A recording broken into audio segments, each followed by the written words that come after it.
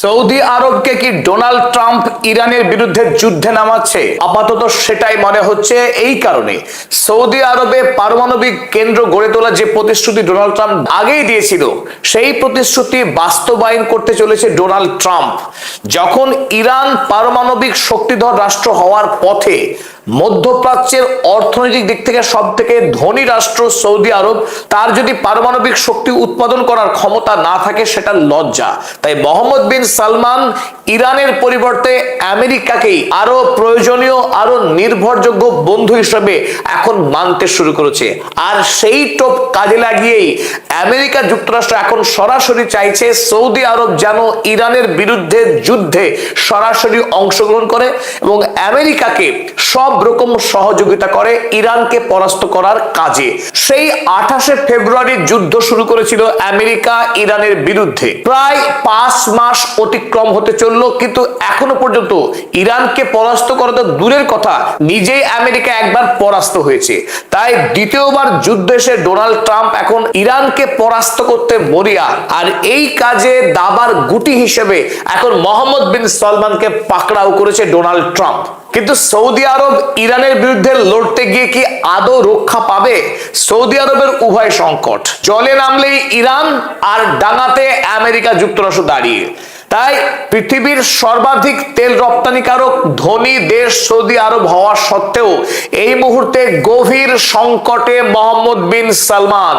ইরানের বিরুদ্ধে যুদ্ধ করবার সাহস যদি দেখায় মোহাম্মদ বিন সালমান, তাহলে এটা নিশ্চিত যে ইরানের কাছে যে বিপুল সংখ্যক মিসাইল এবং ড্রোন রয়েছে, সেই মিসাইল এবং ড্রোন দিয়ে সৌদি আরবের যত তেল ফ্যাসিলিটিস রয়েছে অধিকাংশই ধ্বংস করতে খুব একটা দেরি করবে না ইরান। ওদিকে আমেরিকা যুক্তরাষ্ট্র, সেও নাছোড়বান্দা মোহাম্মদ বিন সালমানের উপর চাপ দিনের পর দিন বাড়িয়েই যাচ্ছে, কারণ সৌদি আরব ছাড়া আমেরিকা এই যুদ্ধে যেমন জিতবে না।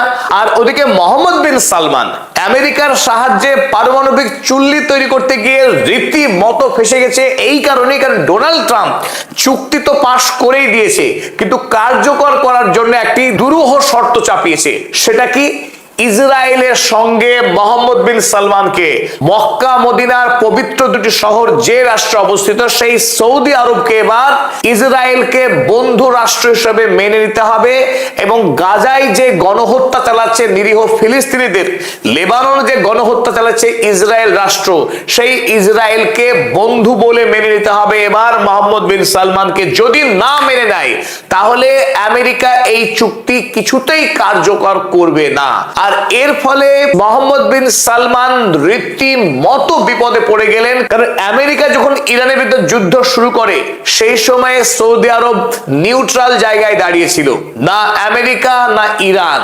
কিন্তু দ্বিতীয় পর্যায়ে এসে সৌদি আরব আর নিরপেক্ষতা ধরে রাখতে পারেনি, আমেরিকামুখী অবস্থান গ্রহণ করতে শুরু করেছিল। তখনই ইরানের পক্ষ থেকে কিং আব্দুল আজিজ এয়ারপোর্টে হামলা চালানো হয়েছে, দেওয়া হয়েছে চরম বার্তা।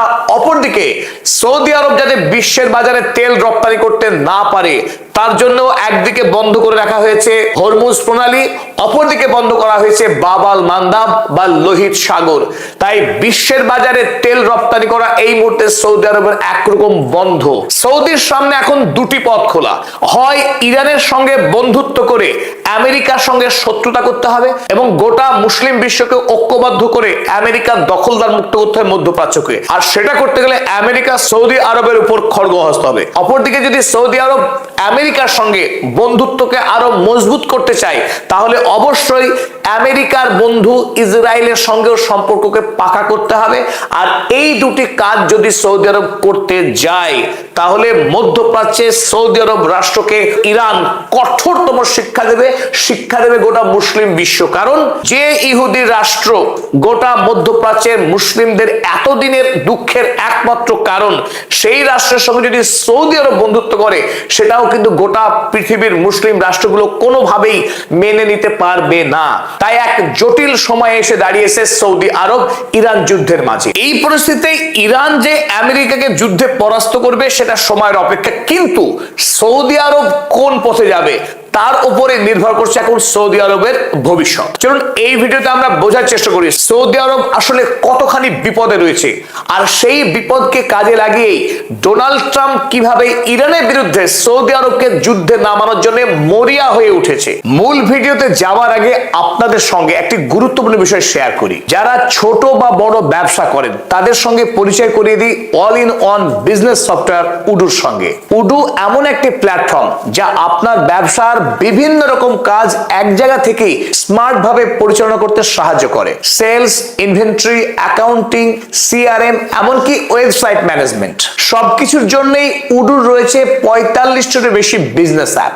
ফলে আলাদা আলাদা সফটওয়্যারের ঝামেলা ছাড়াই আপনার পুরো ব্যবসা সহজে এবং গোছানোভাবে পরিচালনা করা সম্ভব। তবে আজকের সবচাইতে বড় খবর হলো, আপনি যদি আপনার ব্যবসাকে আরো বড় করতে চান, নতুন সুযোগ খুঁজতে চান, কিংবা ইন্ডাস্ট্রির সেরা মানুষের সঙ্গে আপনি নেটওয়ার্ক গড়ে তুলতে চান, তাহলে আপনাকে অবশ্যই যোগ দিতে হবে ভারতের সবচাইতে বড় টেক এবং বিজনেস ইভেন্ট উডু এক্সপিরিয়েন্স 2026 এ। ইভেন্টটি অনুষ্ঠিত হবে আগামী 11 এবং 12 সেপ্টেম্বর গুজরাটের গান্ধীনগরে মহাত্মা মন্দির কনভেনশন সেন্টারে। আর আয়োজনের পরিধি শুনলে আপনি অবাক হতে পারেন। সারা বিশ্বের 45,000-এরও বেশি অংশগ্রহণকারী থাকছেন এখানে। থাকবে 200টিরও বেশি এক্সপার্ট সেশন, অসংখ্য ব্যবসায়িক এবং প্রযুক্তিগত ইনসাইট, আর সবার প্রতীক্ষিত উডু 20 এর লাইভ লঞ্চ।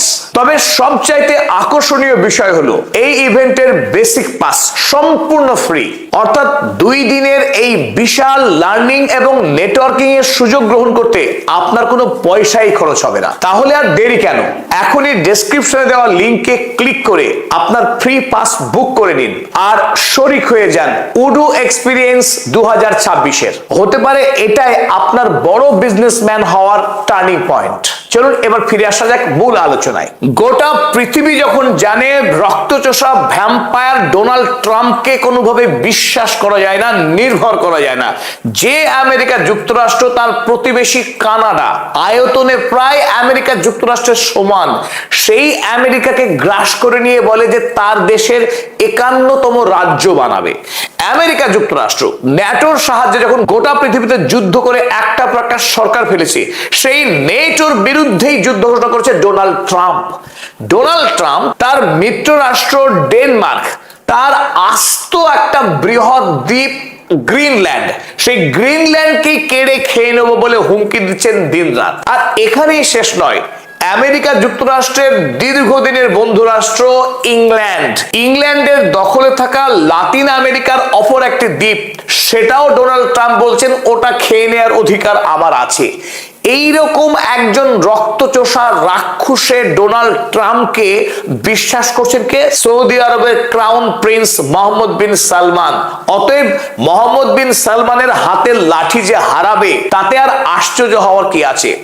সেই ডোনাল্ড ট্রাম্পকে বিশ্বাস করেছিলেন মোহাম্মদ বিন সালমান, এবং এতদিন যে চুক্তিকে একরকম বাতিল করে রেখেছিল আমেরিকা যুক্তরাষ্ট্র, ইরানের বিরুদ্ধে সৌদি আরবকে লেলিয়ে দেওয়ার জন্য হঠাৎ করে সেই চুক্তিকে জীবন্ত করা হয় এবং আমেরিকার পক্ষে ডোনাল্ড ট্রাম্প মোহাম্মদ বিন সালমানকে প্রতিশ্রুতি দেয় যে এই মুহূর্তে যখন ইরান তার দেশে পারমাণবিক বিদ্যুৎ উৎপাদনের ব্যবস্থা পাকাপাকি করে ফেলেছে, সৌদি আরবের উচিত তার দেশে